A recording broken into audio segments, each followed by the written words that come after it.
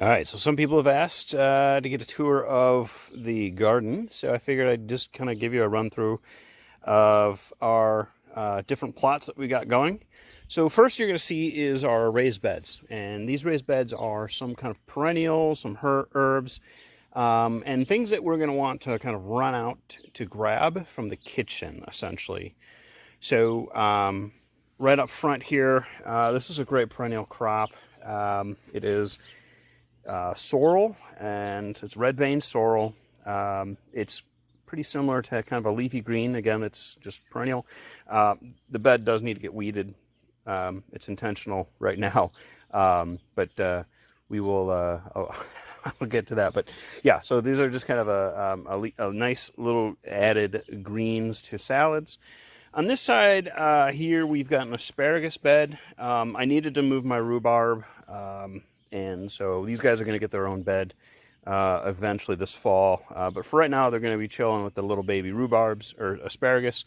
And then over here, we've got some covered beds. These are for early season crops and late season crops. So right now we've got some onions going on there, but we can do radishes, lettuce, things that we want to keep rocking and rolling well into the winter. And that's one of the reasons why they have some over-the-top irrigation here, so that we can still irrigate effectively in the colder days. And then it's a two-cover system. You can kind of see them pulled back a little bit. One cover is shade cloth. So this one's got a standard black shade cloth. On this side, we've got Mylar-based Aluminate shade cloth. And then they both have polyethylene film that gets locked into place as well. So over here, and then right here, we've got some ornamentals going, but then we've got some comfrey, which is a great medicinal plant there. Some comfreys popping up. And then salvia as well, which is awesome. And then right here is our June-bearing strawberries. So it looks like we're going to be having a good crop here of strawberries. And in the back, we have mint. We added some turnips in there just to get some space. And so we've got lemon balm, spearmint, mojito mint, and I think there's still some chocolate mint in there. Hopefully that survived. Chamomile growing, just kind of wild. We let it grow. And then here's our Paul potato. This is kind of a cool thing. It's we're going to use it for potatoes this year to kind of experiment with.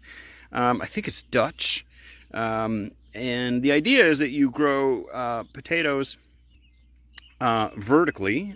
And again, we'll talk a little bit more about that later. And then in the summer, or the winter rather, we're going to bring this in and grow some herbs through the winter and maybe lettuce and other things in it and try that out under grow lights. So then, yeah, we can see the chives. We got some more asparagus, which will eventually get moved over the asparagus bed, I think, freeing that up. We just needed a little more. We need more space, I guess. And then over here are root pouches. We got some zucchini going in there. If you're not familiar with root pouches, they're super awesome additions to your garden space. Cloth pots. They're great for larger plants. They're great for smaller plants. But the key thing is that they air prune. So as the roots come to the cloth, they're going to air prune, and you're going to get a nice, healthy root system because of that. For larger plants like nursery plants or fruit plants or fruit trees and things like that. The ground or the bottom of these are obviously cloth, so it kind of hugs the ground, so you don't have to worry about blow over. Super awesome. All right, and then over here, this is a wicking bed, and so the water is collected down at the bottom, and the water through capillary action waters the plants. So we got some strawberries in here. These are our ever-bearing strawberries that we have just put in. A couple of the ones that had some, when I separated the plants out, didn't have really good root system. So we're going to pull those out. But all the extra pockets are going to get populated or propagated with the runners off these plants. So through the summer, this will be totally full. And then come next year, this thing will be rocking and rolling. So that is just a vertical wicking bed. Then, very similar to the wicking bed, this is a vertical vermiculture bed. And so the idea here is that in the tube, instead of using it for watering, we're using that for redworm wigglers. So we put compost waste in there. Compost waste, it gets consumed by the worms. The excess water and nutrients from the worms fertilizes the plants. We've got some bazuna, bok choy, things like that, kale at the top. And then down here, the spigot, we can collect all that excess water. So you can see this isn't going to be sitting in water for very, like the other container. And we can take advantage of the vertical height. All right, so here is Aquaponics System. We can do a whole video on this all in itself. This is just a very basic aquaponics system. So the way that aquaponics works is there's fish in here. So there's some catfish swimming around in there. Catfish excrete. The water pumps up. The dirty water is pumped up into the bed here. And then the roots of the plants themselves are actually going to filter out the water, so when it returns back into the tank, it's clean. So it's a symbiotic relationship where we're using plants to filter out the water for the fish. And again, we can go into more detail on how this works or whatever. If someone's got questions, you can shoot me, put a comment in there, and I'll do a special video on aquaponics. All right, so this is our kind of experimental area that we just started. Experimental in the sense that we're trying some new things. First off, we have taters. I wanted to put taters in the ground. The ground right here is super rocky. We've done Tater Towers before. You saw Paul Potato. This is a new method. Basically what we're going to do is just add soil to the top of these towers, so you can see, or these containers, and just keep adding soil, keep adding soil, keep adding soil. So right now this is very much due for some soil, so we'll be doing that. And then eventually we'll be able to harvest these potatoes. The theory is that we're going to get the same yield out of these 5 buckets, which are 55-gallon drums cut in half, as we would as in the ground. So we'll see how that works, how that operates. As I said, we've done the Tater Tires before. We just didn't like kind of growing something you're going to eat in a rubber used tire. We've got 4 raised beds here, though they don't look like they're raised beds. These are all double dug beds, and they have the width for potentially 3 rows. So I could do 3 rows of crops, 2 rows, or 1 row of crop, depending on the size of what the crop is. We just got a ton of rain. Got to get in there and do some weeding. But basically, these are our cold-loving crops. We've got fennel, turnip, kale, chard, celery, broccoli, spinach, Brussels sprouts, radishes, all sorts of great stuff in here. All automated on drip tape irrigation. You can see this is the control valve where there's from the hose. There's a filter, pressure regulator, and then I can control all the beds and all the different rows depending on planting spacings and whatnot. Over here is another experimental raised bed. We just put this in. This is going to be it's going to kind of do double duty, or triple duty really. It's going to be some medicinal herbs, some wildflowers, and then some Jerusalem artichokes. So the idea here is that it's going to be not only pleasing to the eye for people, but also pleasing for birds and other animals. So it'll kind of attract them over here away from our other crops. We'll see how this works. I got this idea from the Three Sisters, which we'll talk about in a second. The nice thing though is that it is also going to give us the ability to grow some medicinal herbs, which we wanted to do. And then if worse comes to worse and we want to harvest our Jerusalem artichokes, it's another great perennial that kind of grows tubers under the ground. We can certainly do that. So we can harvest our artichokes at the end of the year as well. Some of the plants here are perennials. Some are going to be self-seeding, like the borage that you see. The borage will be self-seeding, just like what you saw with the chamomile. So it'll just come back every year. It's annual, but come back every year. And then over here, we wanted to increase our berry production. We have tons of raspberries on the property, but we don't have a lot of blackberries. So put this bed in. So these guys are a little behind the game, which is okay because they're really going to start producing next year. And then we built a little trellis system, again, to take advantage of the vertical space, get the canes off the ground, and hopefully be able to make it easier to pick in there. So we got to get a little more wood chips in there. Otherwise, yeah, so it's kind of coming along. And then the whole thing is kind of covered in a netting. This is actually goat netting or chicken netting that's electrified. Just makes for a super easy, fast, and efficient way to put up a fence. And then when the garden is out of use, we can take it down and mow around it much easier. So that's pretty awesome. Okay, so this is next stop, our Three Sisters bed. So if you're not familiar with Three Sisters, this is a very ancient way in which indigenous people, indigenous cultures grew food that they used to store over winter. So it's a companion planting method. So the whole garden operates in kind of a symbiotic relationship with each other. Corn is planted, beans are planted next to the corn. So the beans use the corn as a stalk. And then there's squash, which is planted. Is generally used as a ground cover to cover the ground and keep the weeds at bay. So all three of these work together in a symbiotic relationship. Often indigenous peoples would also plant attractant plants to keep birds away and such, which was kind of that previous bed that you saw. As you see, we're doing this in plastic culture, plastic mulch. It's not the most aesthetically pleasing, but it does keep down the work early in the day. This was early in the spring. This helps keep weeds at bay, making it possible for us to expand our reach, I guess, or our ability to keep up with the garden space. Eventually, we will potentially, if we keep this in production, we won't need to worry about the plastic. It's just kind of our way of cheating. Underneath that is drip tape as well, which we can run as needed. But this was an old goat pen. We don't have goats anymore, so it's well fertilized and already fenced. So that's why we chose this. And again, the ground that we have is extremely rocky.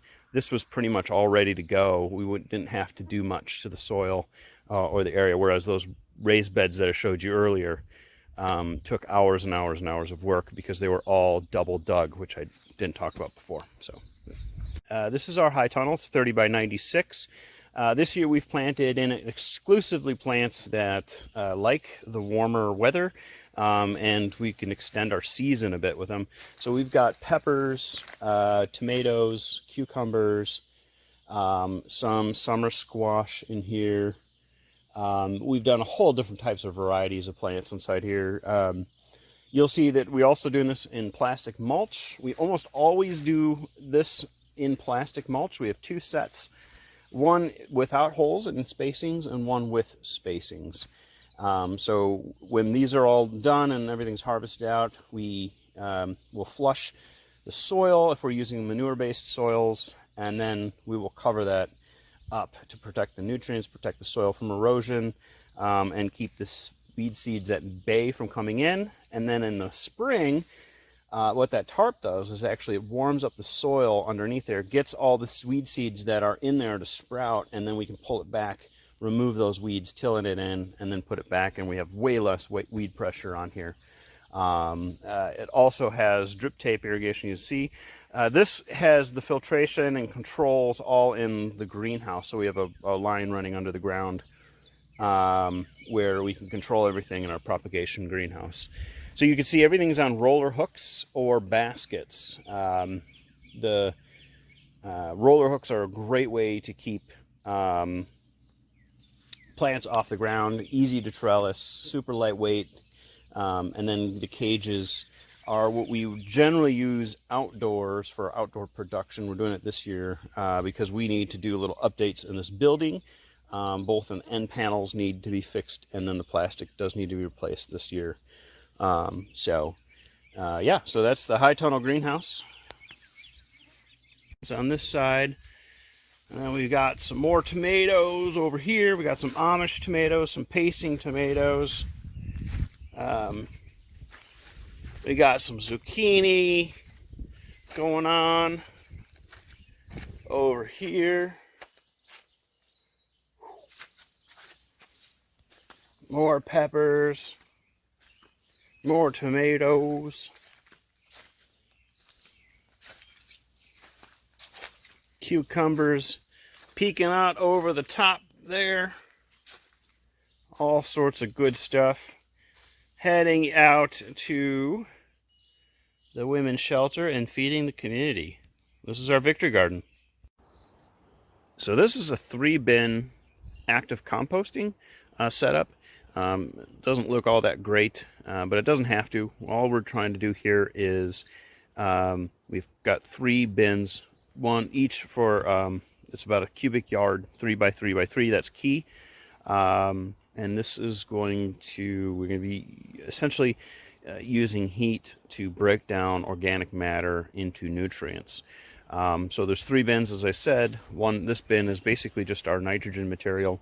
So this is leaf clippings. This is old hay. This is, stuff that we kind of collect that we want to use to break down.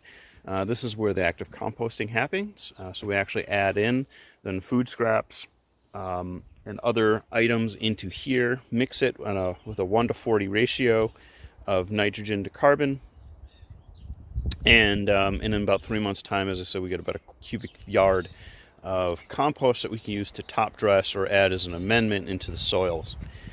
So we have 3 bins, and they're all that appropriate size. And the idea behind that is that's not so large that one person can't handle turning the bin, and that's key because that's what we want to do in order to increase the heat and productivity of the beds.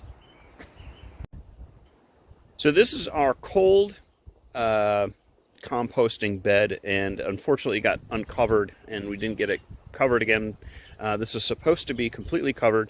What you can't see underneath there are some PVC pipes running in there that are aeration pipes. Now you can actively aerate the bed by pumping in with an electric blower oxygen into the bed. We elected not to do that, just to keep it open and let it cold compost. So over the course of time, basically this is mostly manure, goat manure, horse manure, cow manure mixture will break down and give us some nutrients to add in. So we can come in with a skid steer or just with shovel.